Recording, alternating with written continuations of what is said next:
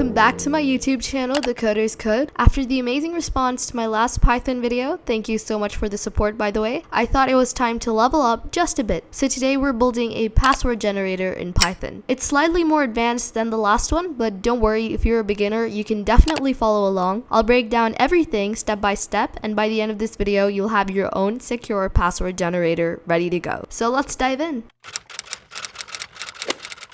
So just like last time, I'll be using Jupyter Notebook. We'll get started by importing the library random.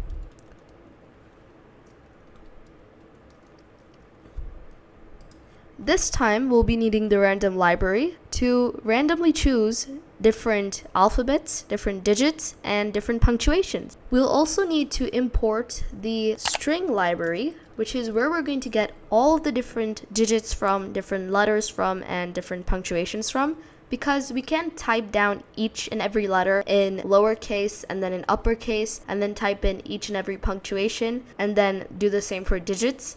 That is not feasible at all, and because of that, Python has made it very easy for us by creating a string library, and I will show you that right now. So this is a website called docs.python.org, and it basically contains all the documentation that you will require in order to code in Python. This is basically everything you need to know about the string library and the pieces of code that come along with the library. So first off, we have string.ascii_letters, which is what we're going to be using today. This contains both lowercase and uppercase letters. Then we have only lowercase and only uppercase. Then we have all the digits over here, and this is also what we're going to be using again. We have hex digits, oct digits, and then we have the punctuation as well. It contains all the punctuation present on your keyboard. So we're going to be using this, and this today. I will link this website in the description box below, so you can go ahead and check it out as well.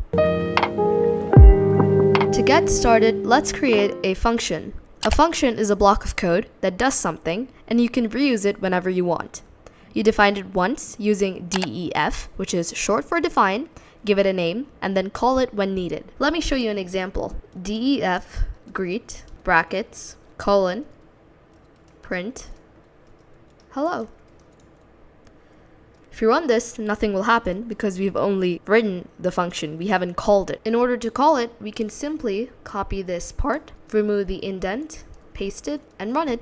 And as you can see, hello. Now whenever you write greet brackets, it will print hello. Now if you're coming from scratch, think of a function like a custom block. In Scratch, you might create a block called say hello, and every time you use it, the same set of actions run. So in both Python and Scratch, functions and custom blocks help you organize your code, avoid repetition, and make things more readable. Okay, back to the project. I'll just remove this. Now, def generate underscore password. This is the name of our function, in brackets length. This is the name of our parameter, and colon. Now we will make a variable called characters equal, and now we have to use this string. Type in string dot ASCII underscore letters plus string dot digits plus string dot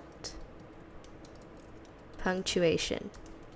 As you can see, what we've done right now is we've created a variable called characters, and we've taken this, and this, and added it all to a single variable instead of listing everything manually. These are cases in which documentation really helps. Okay, now what we have to do is create a variable called password, which will store our password equal to single quotes dot join random dot choices characters comma k is equal to length. Okay, so let me explain this line of code. So this is where the actual password gets created. So firstly, we have random.choices, which we used in the previous video as well. Brackets, characters, comma, k is equal to length. This picks length, number of random characters from the list called characters.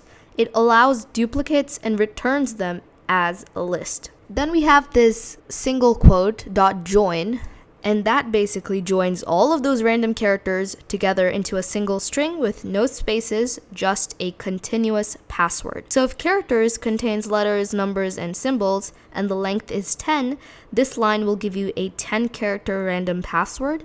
It's really short, it's clean, and it's also super effective.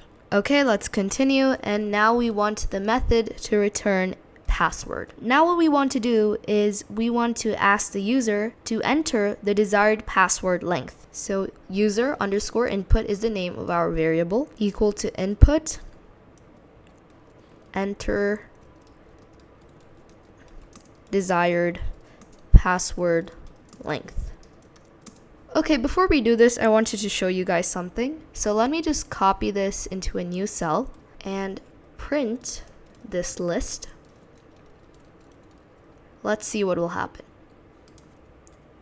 As you can see, we have all of the letters from A to Z, both in capitals and in small letters. Then we have all the numbers. Then we have all of the punctuation. So basically, this enables the computer to randomly choose random characters from this list and create a password. Hopefully, this makes more sense now.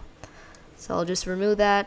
I'll just add a comment here so you guys can understand a little better. So loop until user gives valid number. Okay, so now what we have to do is we have to check if the input is a digit or not. And if it's not, then we want the user to enter a valid number, which is the loop we mentioned over here.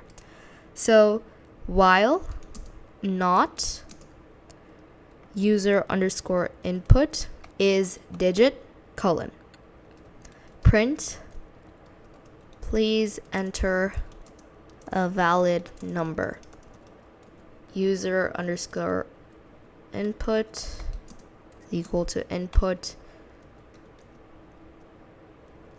enter desired password length. Now let's talk about this part of the code. So what's happening here? So we have user underscore input is digit and brackets. So this checks if the input is a number, specifically a whole number with no letters or symbols. Now the not keyword flips it. So if the input is not a digit, the entire loop runs. Now inside the loop, what's going on? It keeps asking the user until they finally enter a valid number. So it's basically going to continue until the user enters a valid number. And this is a simple way to make sure the password length is actually a number and it avoids errors. Remember in the previous video, I told you about the and the or keyword. So the not is also part of that set of keywords, and together they're called logical operators. Okay, let's continue with our code. So now user underscore length equal to int user underscore input. Now you might ask me, why do we need this line? Why do we need to convert it to an integer if we already confirmed it's a number? Well, here's the thing.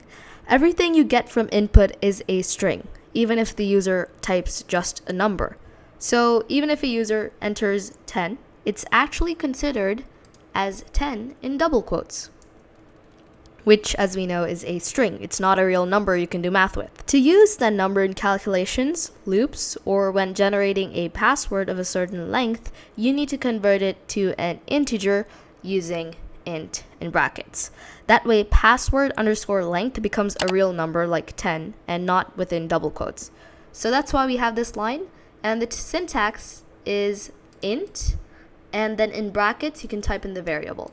So if you want it to be a float, you can type in float. If you want it to be a double, double, and so on and so forth. Without the conversion, Python would just throw an error because it can't use a string where it expects a number.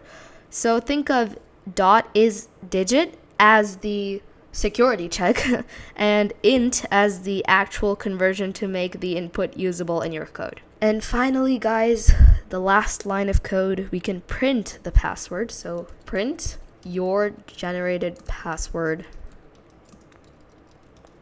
is comma generate underscore password user length. So this line of code doesn't really need an explanation. Firstly, we have print, which is a keyword used to print different lines. Then we have your generated password is, which is a string. And we have a comma to join this string and this function. We have the function name and the parameter, which is user underscore length. So you can see they match with the exception of the word length. Here we've used user underscore length instead of user underscore input because this is a string and this is an integer, like I explained before. Okay, let's run it. Enter desired password length, maybe a 10. And there we go. We have a random password with 10 characters.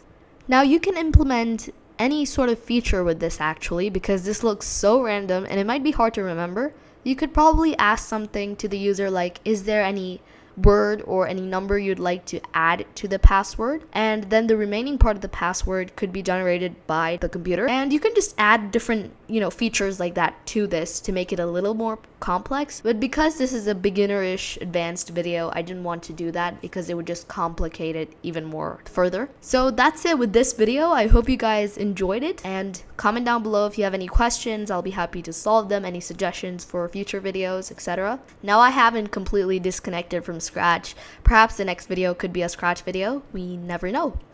If you like this video, click on that subscribe button, like, share to your friends if you'd like, and I'll see you guys in the next one. Bye!